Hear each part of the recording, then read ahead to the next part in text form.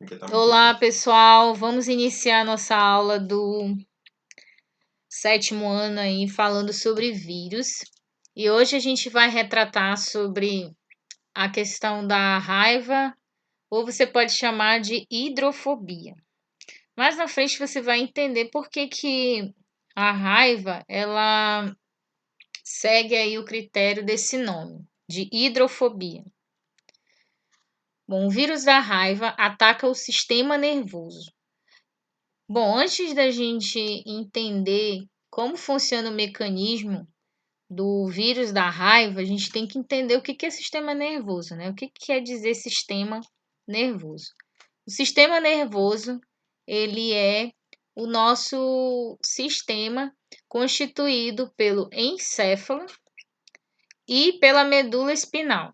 Então, eu vou mostrar aqui para vocês, tá?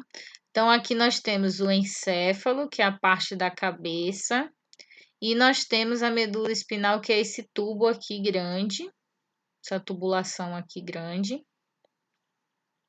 E mais para o lado nós temos essas outras estruturas aqui em azul, que é o sistema nervoso periférico.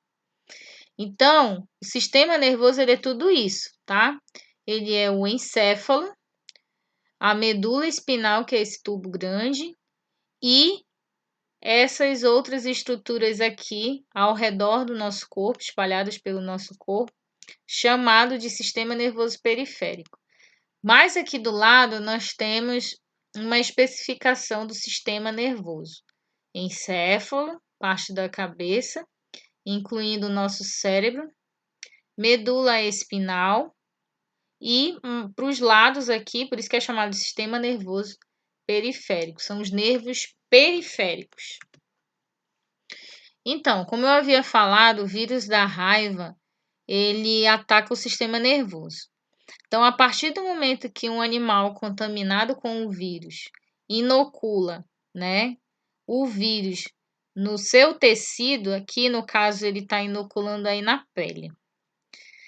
Depois de um certo tempo, esse vírus ele começa a se replicar no músculo, ou seja, abaixo da sua pele, né, abaixo do seu tecido epitelial. Depois disso, o vírus ele passa a passar aí para o sistema nervoso periférico, que é essa parte aqui que está mostrando aqui, ó, certo? Depois disso, o sistema nervoso periférico começa a transferir esses vírus mais para perto do sistema nervoso central. Então, nós temos aqui na parte 4 a ascensão passiva via fibras sensoriais, que já é essa parte para cá, ó, tá? Depois disso, eles começam a se replicar no gânglio dorsal, que é mais ou menos essa estrutura aqui, certo? Que já está adentrando aqui a medula espinal. Então, depois disso, o vírus começa a ascender rapidamente na medula, que são as suas células-alvo, aqui. E depois ocorre a infecção na medula, tronco cerebral, que é mais aqui para cima, cerebelo, que fica perto do encéfalo, na verdade, o cerebelo faz parte do encéfalo, e outras estruturas cerebrais aqui nessa parte de cima. Então, a infecção descendente do sistema nervoso migra para os olhos, glândulas salivares, pele e outros órgãos, né? Então, nós temos aí a contaminação do vírus no organismo humano. E essa transmissão, como eu falei anteriormente, é através de mordidas de certos animais, na verdade, vários, como, né, os principais aí que a gente considera são morcegos, que se alimentam de sangue, cães, gatos ou ratos, mas existem outros também, tá? Não existe somente esse. Então, a saliva desses animais também pode transmitir a doença.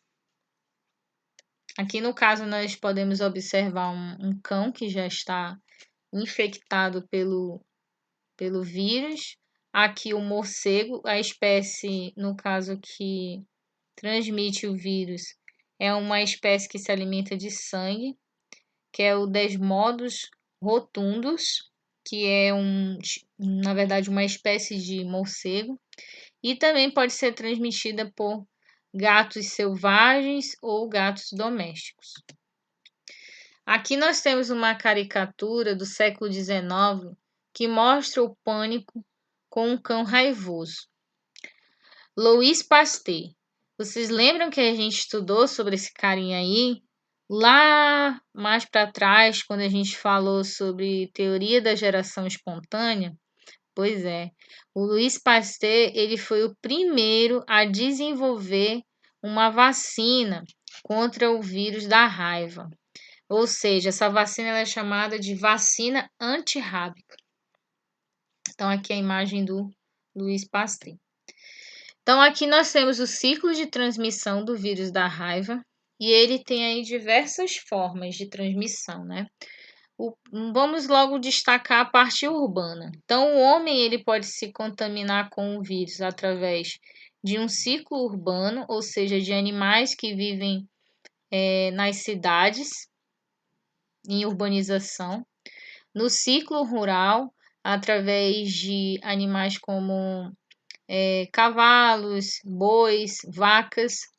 E também temos o ciclo aéreo. O ciclo aéreo, eu já falei para vocês que é através de morcegos que se alimentam de sangue.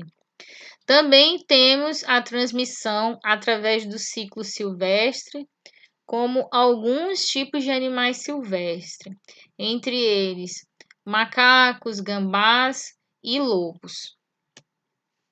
Então, se uma pessoa tocar em um animal que possa estar contaminado, deve procurar o serviço de saúde mais próximo. E se a pessoa, no caso ela for mordida, né, ela tem que lavar a ferida com água e sabão e procurar o posto de saúde mais próximo possível para receber a vacina e o soro antirrábico. E a gente já falou sobre a questão do soro terapêutico e de como ele é feito, né? Então, no caso lá, o cavalo, quando ele recebe o antígeno, lembra que eu falei que o cavalo ele recebe um antígeno para produzir anticorpos, para produzir um soro terapêutico? No caso lá, o cavalo ele vai receber o próprio vírus da raiva para produzir anticorpos.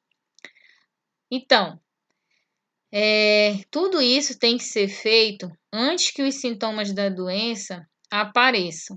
Um dos sintomas é dor de cabeça forte, febre alta, contrações musculares que dificultam com que a pessoa ela possa engolir ou até mesmo beber água.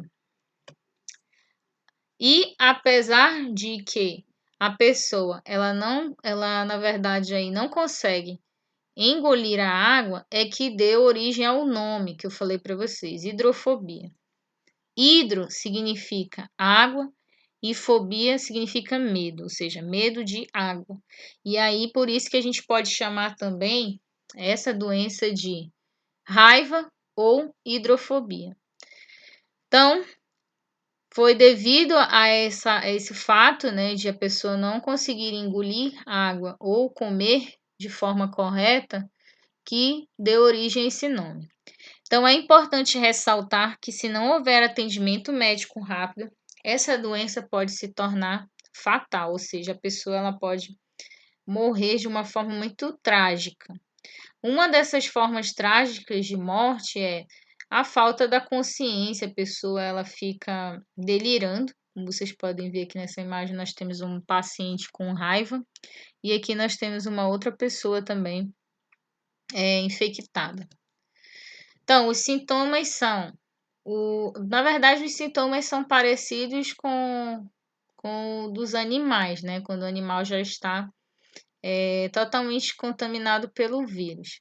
Violência, a pessoa apresenta, hostilidade, e ela também apresenta tentativas de morder, como se fosse um zumbi aí, na verdade, da ficção, ou bater nas pessoas próximas.